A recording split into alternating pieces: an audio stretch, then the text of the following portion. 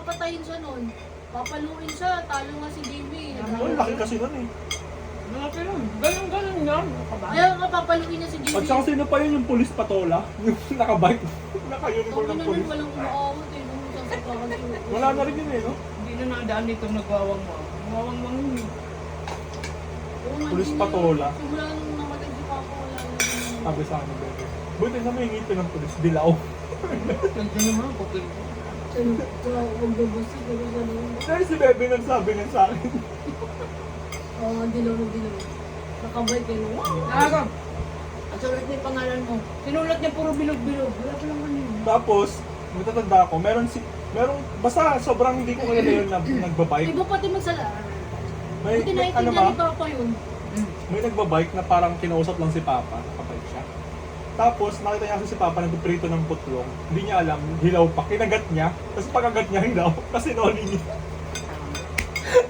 Ito boy, binigyan ako ni Tita Rosie. Boy, binigyan ako ni Tita Rosie ng ulam.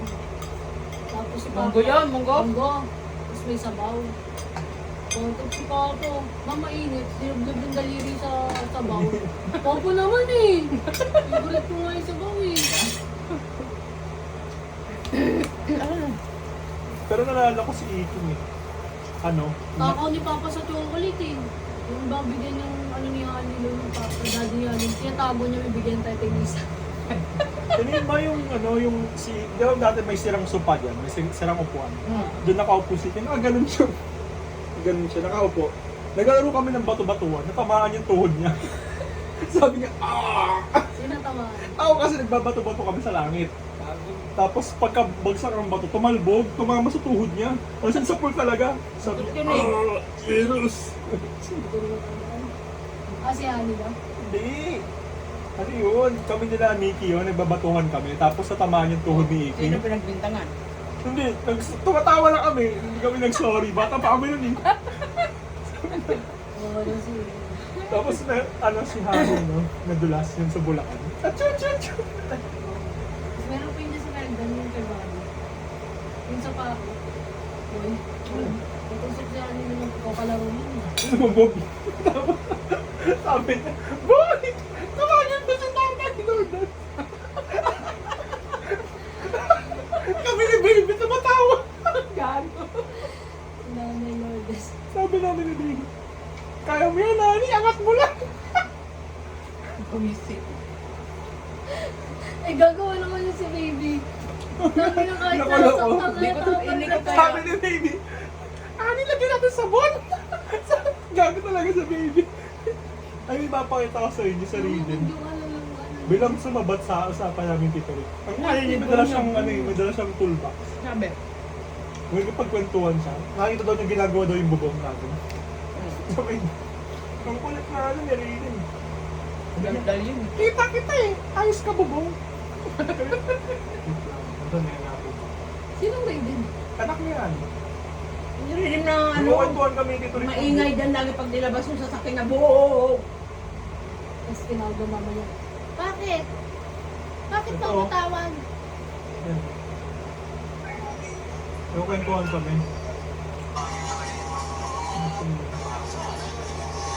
Tapos bilang siyang sumito. Bilang lumabas eh.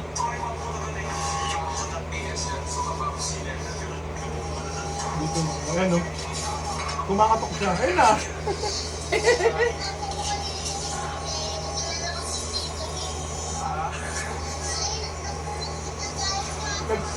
Nag-aayos nga kasi ng bubong. Sarap.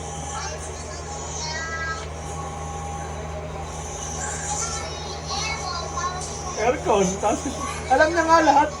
Kismoso.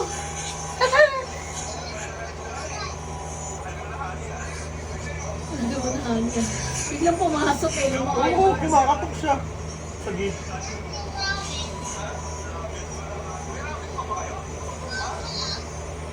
Gusto niya yung rabbit eh.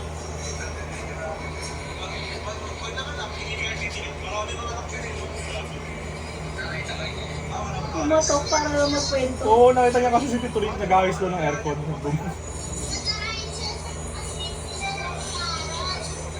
Ang daldal niyo, no? Carrots. Hindi. Kilala niya nga lahat ng tao dito eh. Tapos yan, no? Tinawag kasi siya ni Honey, nagkukwento-kwento siya doon.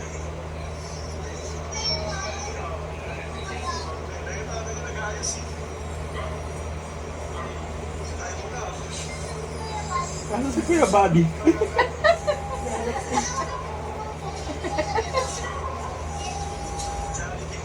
Maano siya, no?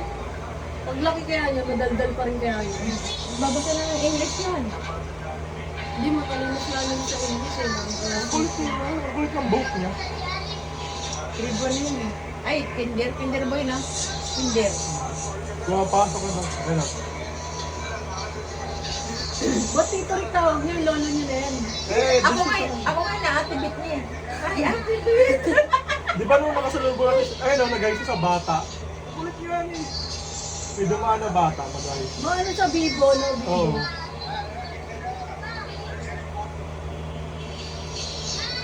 Oo, hindi naman niya kilala yan. Huwag mag-gawin bulilit yan eh. Madaldal eh, no? Oo nga eh.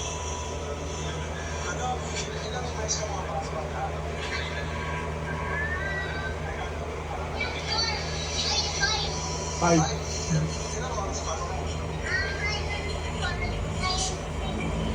Dalawa yung pool. Ay, makulit. Sika pa lang kulit niya.